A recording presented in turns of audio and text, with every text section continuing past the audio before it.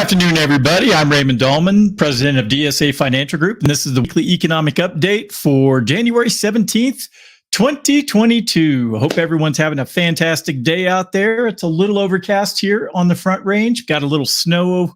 I guess that was Friday night going into Saturday. So, I got to use the snowblower, which was super exciting. I know, those who live in the South, you don't get the joy of getting to clear a driveway that's I don't know, 20, 30 yards long. So it's and it's uphill, from the street, it's uphill. So it's a lot of fun.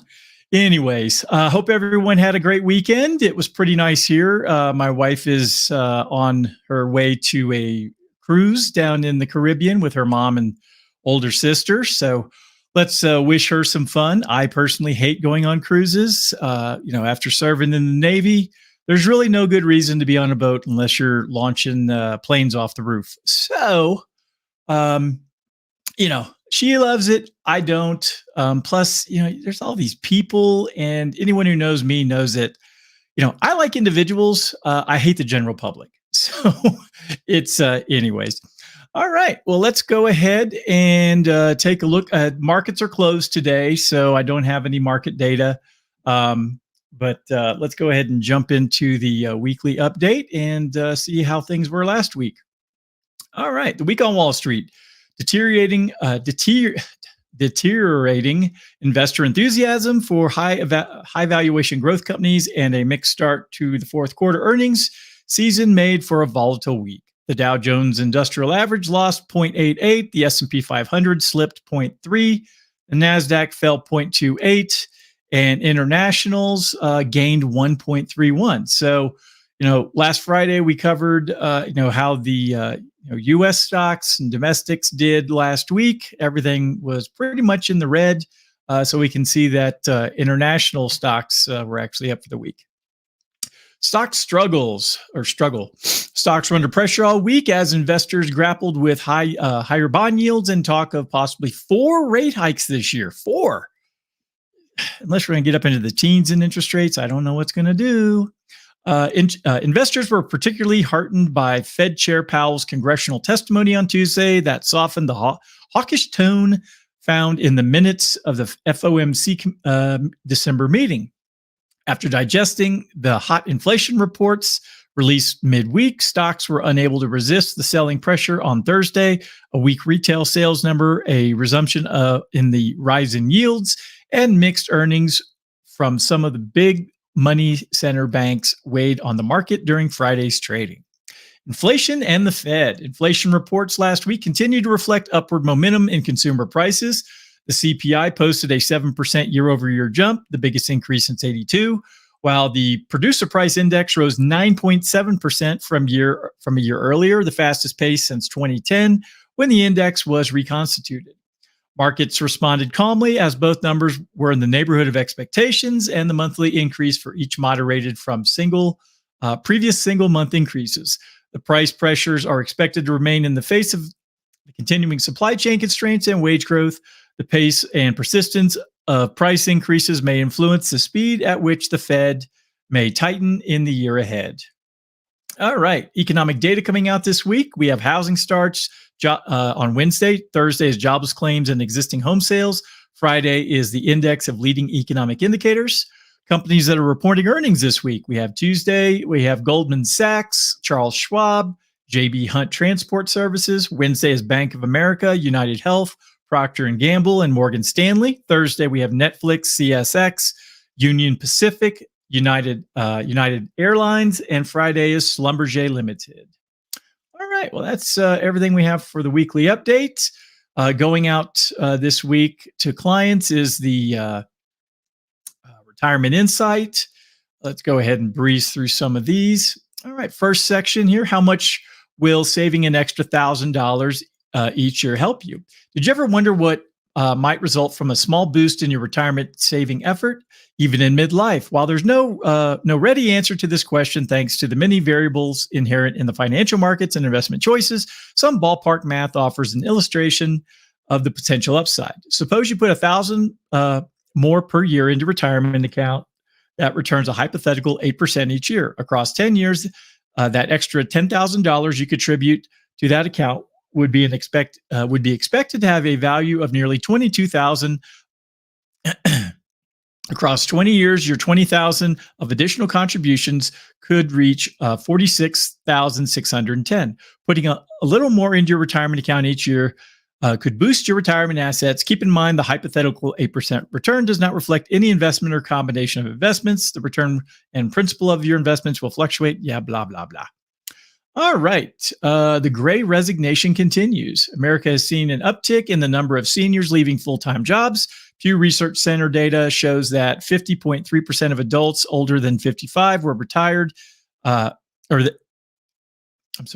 were retired in the third quarter of 2021, a 2.2% increase from 2019.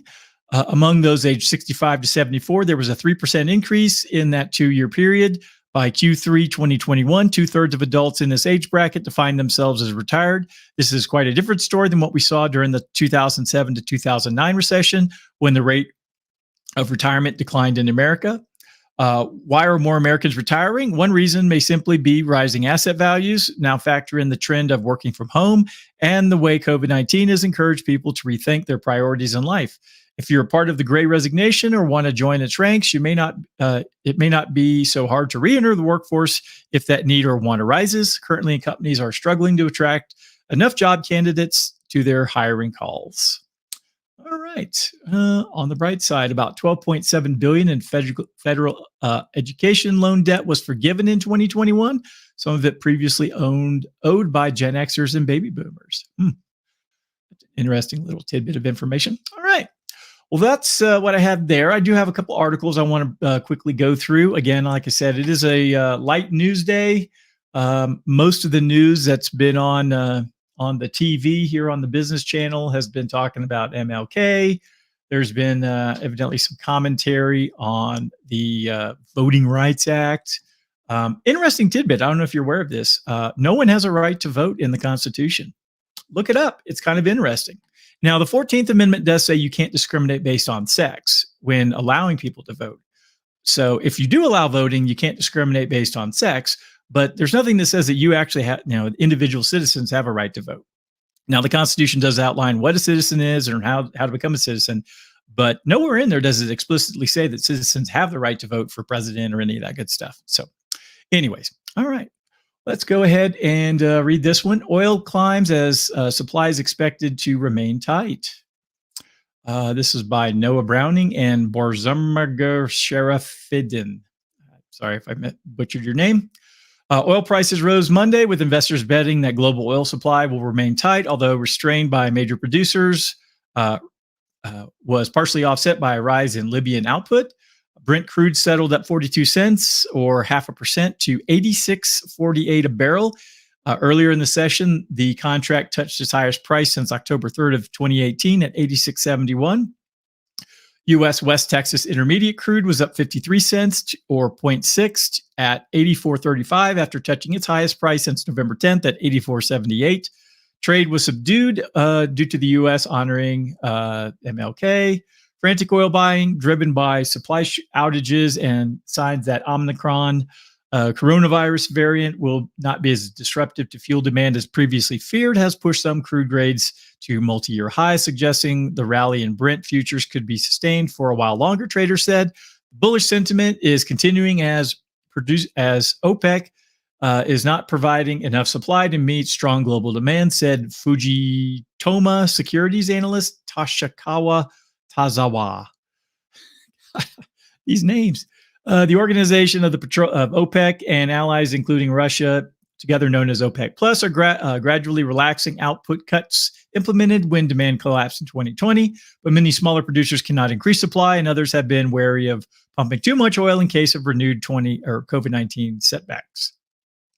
Meanwhile, Libya's total output is back at 1.2 million barrels per day. According to National Oil Corp, Libyan output was about 900,000 barrels per day last week, owing to a blockade of Western oil fields.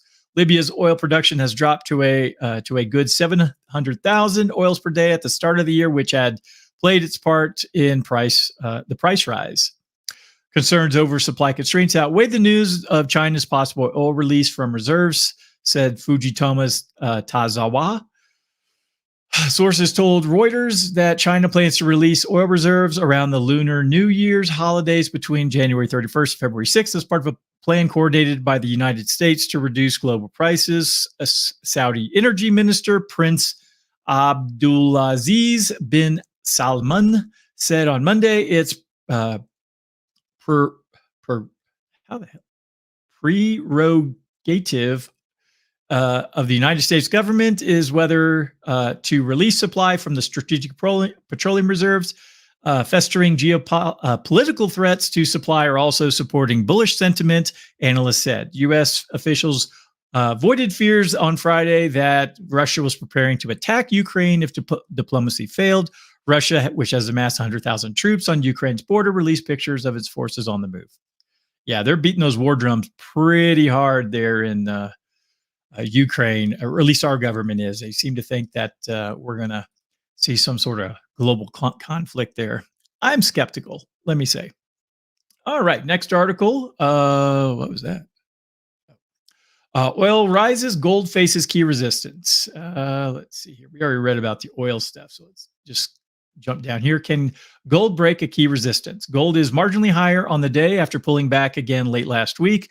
The yellow metal has repeatedly struggled at 1833, and it would appear it's having the same struggles around this time as well. It did finally break through here in November, but it didn't seem to last, and it seems the psychological barrier is as firm as ever. That said, it's impossible to ignore gold at the moment as it continues to rally despite more and more rate hikes being priced in around the world and yields rising in tandem. There could be an argument that we're seeing safe haven and inflation hedge moves due to the current environment, which could become more clear over the coming weeks. So 1833 evidently seems to be the resistance level for gold prices. If it busts through that, which with the inflation we've been seeing, I would not be surprised here sometime in the near future. Where it goes, I don't know. I mean, over the last 2 years, I've read many things that said gold could settle anywhere from 3,000 to 4,000 an ounce. Once all of this inflation kind of settles through the system and all the everything reprices. But hey, we'll see. All right, let's go over here to the last one. Up to 3/4 of the 800 billion PPP flow to business owners instead of the workers' study finds. This was written by Steve Goldstein, and it was published today, the 17th. The benefits of the landmark small business relief program designed at the height of the pandemic mostly went to business owners rather than workers, a study from leading economists finds. The study from authors including famed MIT economics professor David Autor, as well as several Federal Reserve economists, examined the 800 billion Paycheck Protection Program, which was circulated by the National Bureau of Economics Research and tapped into data from payroll processors ADP. The PPP was initially signed into law by President Donald Trump in April of 2020, and President Biden signed an extension in 2021. Both the initial law and the extension were overwhelmingly bipartisan. Well, anytime something's bipartisan, it's bad. The far-reaching PPP ended up sending loans to approximately 93% of small businesses in just 2 months. The end result, the authors estimate, is that the program preserved up to 3 million job years of employment at a cost between 170 to 257,000 per job year retained. God damn, that's expensive. Put another way, 23% to 34% of PPP dollars went directly to workers who otherwise would have lost jobs, the study found. The program also was highly regressive, with 3/4 of PPP funds accruing to the top quintile of households. Shocking. The authors said PPP did help keep the lights on at establishments that otherwise would have to shut. Though they don't know whether that was a permanent or temporary impact. PPP loans helped reduce employment losses due to small firm closures by about 8 percentage points 5 weeks after the loans were received, the authors said. Another finding was that the so-called second draw loans in 2021, that is, companies going back for more funding a year later, had no impact on employment. It's a cash grab is what it was. The author said that was perhaps because they were issued too late to be relevant and the economic recovery was well underway. If this interpretation is correct, it affirms that Congress was wise to prioritize speed over precision in dispatching the initial two tranches of PPP loans. Other pandemic programs had less regressive distribution. Stimulus checks were close to uniform in dollars terms across the four lower income quintiles, while pandemic unemployment insurance benefits went to both upper and lower tails of the household income distribution. The highest quintile benefited from extra unemployment benefits because self-employed business owners were allowed to collect. The author said the primary job retention goal of PPP could better be achieved through expanding work sharing or having employers reduce work hours rather than make layoffs. There are 26 U.S. states with work sharing programs, though they're not well subscribed. And the authors say these programs should be simplified and automated. Other high-income countries responded with a mixture of job retention incentives, including work sharing and wage subsidies. Key lesson from this cross-national comparison is that targeted business support systems were feasible and rapidly scalable in other high-income countries because administrative systems for monitoring worker hours and topping up paychecks were already in place prior to the pandemic. Lacking such systems, the United States chose to administer emergency aid using a fire hose rather than a fire extinguisher, with the predictable consequence that virtually the entire small business sector was doused with money. The author said, in the U.S., the unemployment rate has dropped to 3.9% from a pandemic peak of 14.9%. The employment to population ratio has improved to 59.5% from a pandemic low of 51.3%, but is still below February 2020 levels of 61.2%. So it appears, yes, some people were helped. I didn't take $1, neither did my company, but it looks like there was a lot of, I don't want to say fraud, but, money going to people that it shouldn't. So again, color me shocked. The government has a wasteful program, and to complain that the employment systems and databases are not all centrally housed within the federal government, I'm totally fine with that. They don't need to know a goddamn thing about what's going on inside my business. So that's, anyways. All right. Well, that's everything I had for today. Like I said, it's kind of a boring week so far. I mean, again, the market was closed. If anyone knows my father, today is his birthday. He is a whopping 72 years old. Easy to remember because he was born in 1950.